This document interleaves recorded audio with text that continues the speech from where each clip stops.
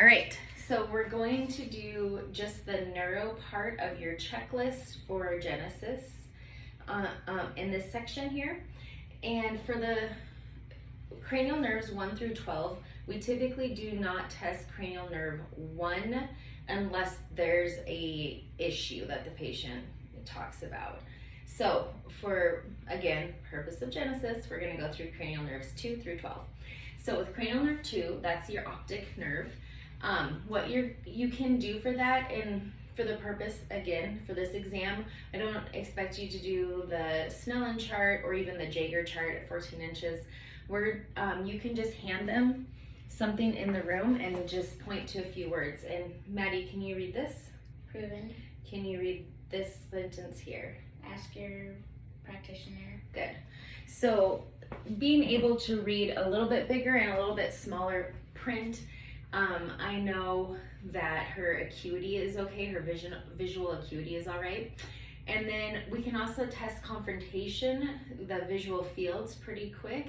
And what you do is you have the patient cover one eye. So she's covering her right eye. So I will face her and cover my left eye. And then I need you to look me straight in the eye and don't look at anything. Tell me when you see my fingers come into your vision. I see them. Okay. I see them. Okay. I see them. Okay. And then cover your other eye. And we're gonna do the same thing and look me in the eye.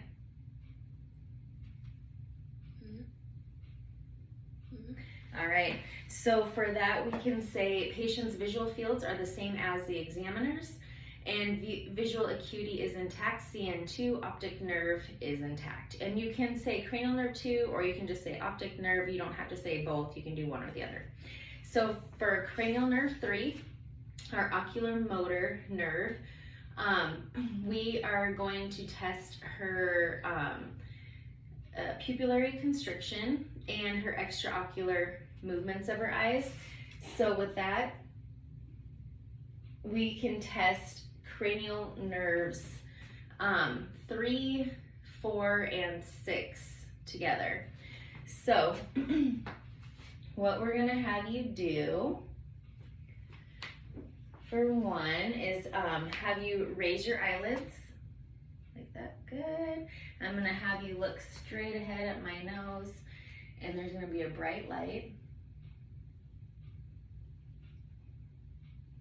Good. Good. Okay. And then I'm just gonna shine a look at my nose, and then just kind of shine a light in general at her, and you can look at the reflection of the light in her eyes as well. We've already done the eye exam, though. Just did that pupillary constriction there. And then we'll check the extraocular movements for cranial nerves 3, 4, and 6. So again, I'm gonna have you hold your head completely still. You're gonna look straight ahead and follow my finger with your eyes only. So you're gonna note on this exam, you actually wanna do it slow and hold at each stopping point, because if you do it too fast, you can miss any nystagmus that the patient may have. And then, good, to the side here,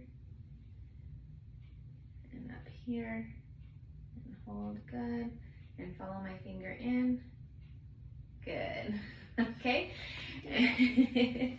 So with that, we can say eyelids are raised equally, pupils constrict equally bilaterally, extraocular movements are smooth without any nystagmus, cranial nerve 3, ocular motor nerve intact. Along with that, we can also say the extraocular movements were smooth and intact without any nystagmus, cranial nerve 4, trochlear nerve intact, and lateral eye movement was intact with the extraocular movements, no nystagmus, cranial nerve 6, abducens nerve is intact as well. So we covered those. So now we're gonna go back to cranial nerve 5, which is your trigeminal nerve. And that looks at motor, mastication, jaw opening and clenching. It's also sensory for the face. And so we'll have the patient open and close their jaw while we feel their masseter muscle. We'll grade the strength We can touch the face with a cotton ball and have the patient close the eyes and tell them when they tell the examiner when they feel the cotton. You can also check corneal sensitivity by using a wisp of cotton from the cotton tipped applicator and just kind of barely touch the cornea there and look for that blink reflex. And that indicates the sensory fibers of your cranial nerve 5 and motor fibers of the cranial nerve 7 are intact, that eyelid blink.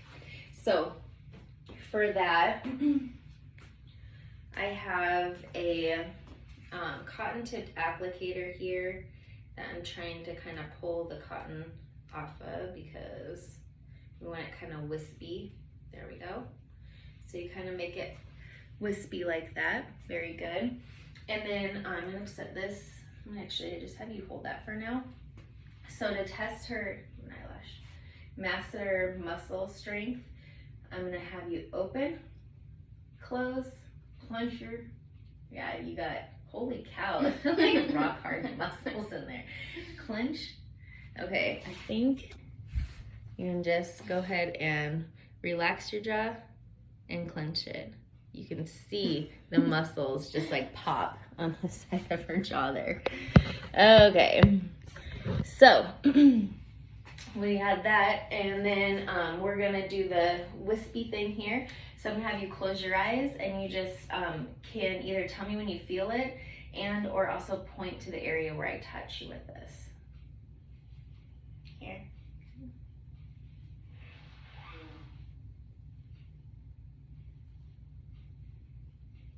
Good. Okay, go ahead and open your eyes, look straight ahead. Good. I didn't even really have to touch your cornea for you to get that blink reflex. Good. So we can say masseter muscle strength is +5, corneal reflexes are intact, sensation to face is intact, so cranial nerve 5, trigeminal nerve is intact. All right, so now we're gonna move on to cranial nerve 7, which is our facial nerve. It looks at your motor, facial muscles, speech, so you can have them say B, M, W, any rounded vowels. Sensory and taste, that's the anterior 2/3, and the sensation to the pharynx, parasympathetic, and saliva and tears. So I'm not going to do any of the taste part of it. We can have her smile, frown, wrinkle her forehead, squeeze her eyes shut, purse her lips, puff out her cheeks, and there's, like I said, no need to test the taste unless there's an expected issue. So with this, let me move you a little bit closer here. Make sure your face is in there. Go ahead and smile. And I want you to wrinkle your forehead, frown. Oh, you have better frowns than that. Come on. And then squeeze your eyes shut.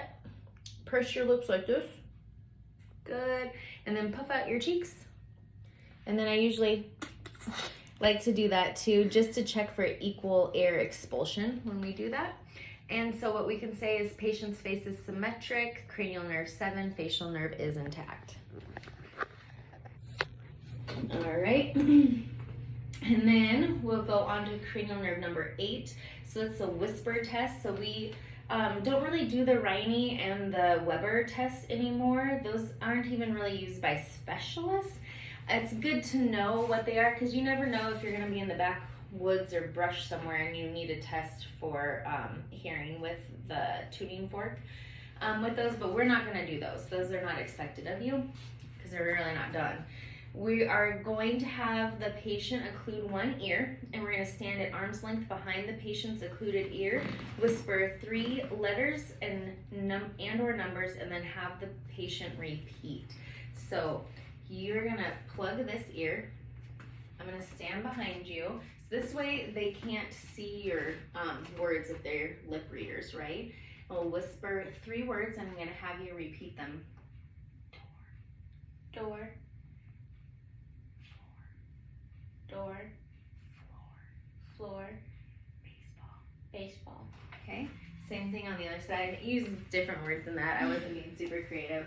Okay, go ahead and plug that ear, and then the same thing. Basketball.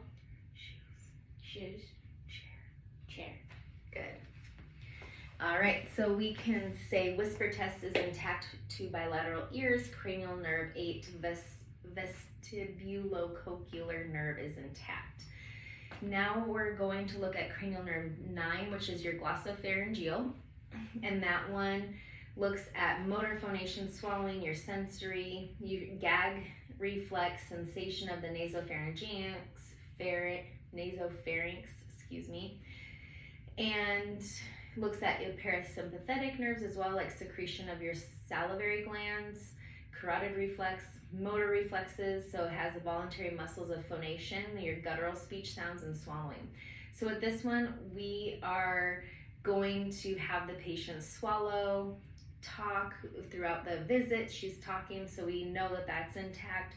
It tests the gag reflex, and then with that, we can also be testing cranial nerve 10, which is the vagus nerve. And so it's tested with 9, the glossopharyngeal, and you can have the patient say ah and look for that upward movement of the palate and the uvula, and then you are able to then report that patient is able to swallow, talk, gag reflex is intact, palate rises equally with phonation, cranial nerve 9 and 10 are intact, which is the glossopharyngeal and vagus nerve. So now we're going to say hello. Hello. Okay, we're gonna have you make sure you're on the camera here. Open your mouth wide. Put your head up for me a little bit so I can actually see what I'm doing. And then we're going to have you, can you see yourself in here? Stick out your tongue and say ah. Okay. Very good. So I already told you what I'm going to report, and I already reported that with the cranial nerves 9 and 10 are intact. So we have 2 left. There's the spinal accessory, and which is cranial nerve 11, and the hypoglossal, which is cranial nerve 12. So the spinal accessory looks at movement of the traps, sternomastoid, turns the head, some actions for phonation as well. And so with this one, we're gonna have her turn her head, shrug her shoulders with resistance. And so do without resistance, turn your head from shoulder to shoulder. Good, shrug your shoulders. Now with resistance, turn your head into my hand. Good, and the same thing here, and press up here. Good. So we can say patient is able to turn her head equally bilaterally without pain. Shoulder shrug is equal bilaterally with resistance. Cranial nerve 11, spinal accessory nerve is intact. And then we have cranial nerve 2, which is the hypoglossal. So with this one, we're going to have the speech sound articulation, so LTDN, so that's where you do your light, tight, dynamite, and then swallowing as well. So we'll have her move her tongue around, put pressure on her cheek, and push against the finger with the tongue. So go ahead against my hand with your tongue, press on my fingers. Good. Same thing on the other side. Stick your tongue out, up, down. Okay, say light, tight, dynamite. Light, tight, dynamite. So we can say tongue moves smoothly and has equal strength bilaterally, able to say light, tight, dynamite without difficulty. Cranial nerve 12, which is the hypoglossal nerve, is intact. So that is the short version of your cranial nerves 2 through 12 that's on your checkoff sheet. And as I said before, you can do all your cranial nerves together at once like this, or you can intersperse them throughout your exam when you're doing the head, eyes, ears, neck area as well. You don't have to group them. You can do whatever is easiest for you. Just need to make sure you practice, practice, practice, and get a routine going that you will remember each of your cranial nerves as you're doing your exam.